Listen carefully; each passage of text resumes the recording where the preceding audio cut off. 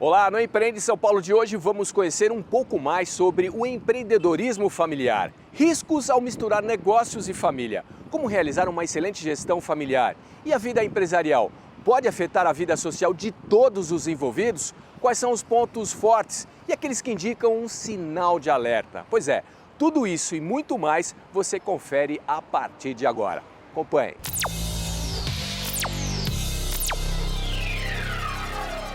O que você pode falar exatamente sobre o empreendedorismo familiar? É um prazer estar aqui.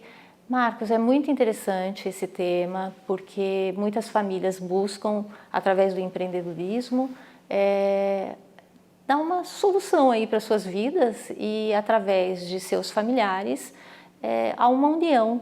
E muitas vezes não só pela confiabilidade, falta capital de giro para você contratar alguém, um colaborador de fora, e então você, além de dar a oportunidade para um membro familiar, você tem condições aí de aumentar aí as possibilidades de sucesso da sua empresa, através aí de uma pessoa da qual você confia bastante. Qual que é a diferença de uma gestão de uma empresa familiar e uma gestão de uma empresa de mercado? A empresa familiar, ela é mais enxuta, então muitas vezes ali poucas pessoas cuidando de uma administração, pai, filho. Então, numa empresa de mercado, você ali tem funcionários que muitas vezes são contratados, e uma empresa familiar, você não tem essa contratação especificamente elaborada. Então, há confiabilidade, há cumplicidade, mas, na verdade, muitas vezes ali os ânimos se misturam. E os conflitos também acontecem, mas sem dúvida, muitas empresas no Brasil, elas permanecem através do empreendedorismo familiar. E quais são os principais riscos ao misturar negócios e família? São muitos, né? Há prós e contras, sem dúvida, como qualquer relacionamento, digamos assim. Você mistura ânimos, emoções, dinheiro principalmente, e isso não só pode dar problemas para a saúde dos membros da família, como também para a empresa. E aí a questão é visar o sucesso da empresa. Então, sem dúvida, é importante que haja parâmetros, que haja um bom planejamento e principalmente a definição do papel de cada um na organização. Como realizar uma boa gestão familiar, Jurema? Sem dúvida, é importante que haja planejamento. Independente se a empresa é familiar ou não, o importante é que haja ali regras e que essas regras fiquem claras para as pessoas que fazem parte ali do quadro da empresa. E que isso fique de uma forma bastante óbvia para as pessoas, né, para os membros, o papel, a importância do papel de cada um na composição da empresa e a cumplicidade, né, Marcos, que isso vai levar para o sucesso do empreendimento. Quando a gente fala em empreendedorismo familiar, quais são os pontos fortes? Os pontos fortes são principalmente você ter uma proximidade e uma facilidade de resolução de problemas. Também a cumplicidade, a confiabilidade nas pessoas e uma certa economia, porque muitas vezes quem está começando um empreendimento ou quem já está com a empresa em operacionalização, muitas vezes não tem muito capital de giro para estar contratando pessoas e utiliza essa mão de obra por parte de pessoas ali que fazem parte da família. Na verdade, isso dá uma oportunidade para as pessoas que precisam empreender, mas sem dúvida ali também tem os pontos negativos. Quais são eles?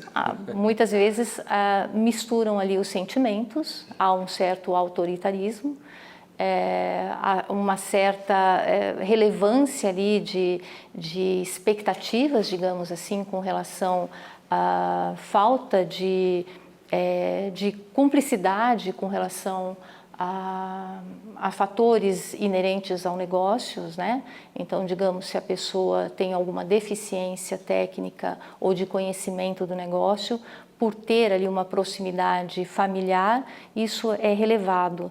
E numa empresa de mercado, isso muitas vezes não é admitido. Ou seja, é aquela coisa do jeitinho. Então, numa empresa de mercado, se você não tem competência para ali atuar na sua função, realmente ou você é direcionado para uma capacitação ou você tem problemas ali para exercer a função.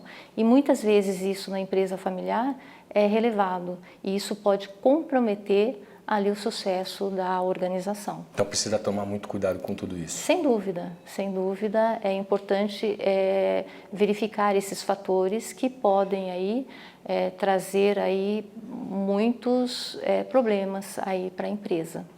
Jurema, existe algum índice que apresenta o número de empresas familiares em todo o país? Sim, nós temos várias pesquisas sobre o assunto, inclusive em torno de 52% das empresas no Brasil são familiares. É um índice grande. Isso é bom? E quanto mais... É bastante interessante, é bom, porque as pessoas empregam as pessoas que fazem parte do seu âmbito familiar. Interessante também, Marcos, que quanto maior o porte da empresa, mais há números de pessoas que fazem parte da família. Que interessante. Por exemplo, isso, né? empresas de pequeno porte, que são as chamadas EPPs, é onde se encontram o maior número de pessoas que fazem parte de família, que compõem ali o quadro ou como sócios ou como empregados. Aí, abaixo disso, microempresa. Então, para você ter ideia, de 10 empresas de pequeno porte, né, EPPs, 6 fazem parte aí de empresas familiares. No mínimo curioso. Bastante curioso. Jurema, como é que deve ser feito um planejamento já visualizando uma sucessão familiar? Marcos, é imprescindível que as pessoas tenham competência técnica para assumir um negócio. Então, não basta ali só ter ali a atitude. É importante ali as competências técnicas, né?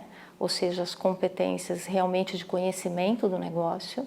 Então, para eu gerir, né, um restaurante, por exemplo, uma confecção, eu tenho que ter minimamente ali um conhecimento do que eu vou administrar. É necessário, ou diria imprescindível, que haja um planejamento, envolvimento de todas as pessoas que vão fazer parte dessa sucessão, principalmente do fundador. Essa pessoa faz parte, digamos assim, né, tem um papel imprescindível nesse quesito. Jurema, como que a família pode fazer para não misturar a vida empresarial e a vida pessoal? Veja bem, Marcos, é interessante essa pergunta, porque inclusive eu tenho um casal de clientes, eles têm uma loja, um comércio de roupas, e eles tiveram ali vários problemas. O comércio vai muito bem, mas eles começaram a ter problemas pessoais com relação à empresa, justamente por misturarem, que é muito comum numa empresa familiar, e misturar os negócios pessoais com os negócios da família. E principalmente, geralmente, as pessoas misturam inclusive a parte financeira. Esse é o maior gargalo que acontece numa empresa familiar, principalmente se a pessoa não tem um planejamento. Não só um planejamento estratégico, como um planejamento financeiro. Então, isso leva a ter um desgaste, né, pessoal. Então, imagine uma pessoa conviver, no caso de um casal, a pessoa convive ali, parte do dia ali no empreendimento e depois do horário acaba indo para casa. Então, se essa relação não for muito saudável, isso acaba refletindo no negócio. Era o que acontecia com esse casal.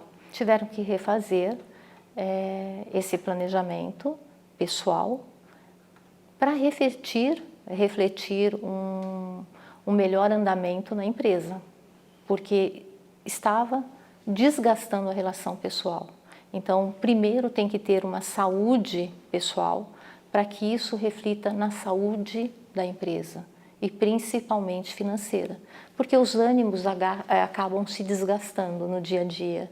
Então, se isso não tiver muito separados, se os perfis não estiverem adequados a cada cargo e se isso não estiver muito bem definido, realmente pode ter até uma dissolução aí da empresa, por conta realmente do desgaste emocional que isso traz, por N motivos, né? Então, na verdade, a pessoa tem problemas aí no dia a dia da empresa, com fornecedores, clientes, concorrentes.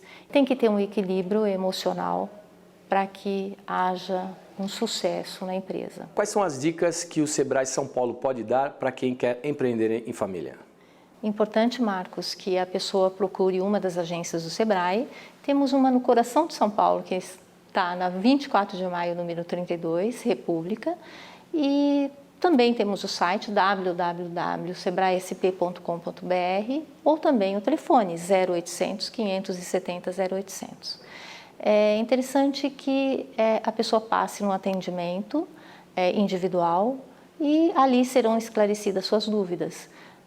Temos várias capacitações, entre elas com relação à liderança, motivação, que isso está bem ligado aí à parte de gestão com relação a uma empresa familiar. Muito obrigado mais uma vez. Foi um prazer. Sucesso. Sucesso. Muito obrigado a você também que nos acompanhou até esse momento. O Empreende São Paulo vai ficando por aqui. Se você quiser rever esse programa, é só acessar o nosso canal no YouTube. Mais uma vez, muito obrigado pela sua importante audiência e até o próximo Empreende São Paulo.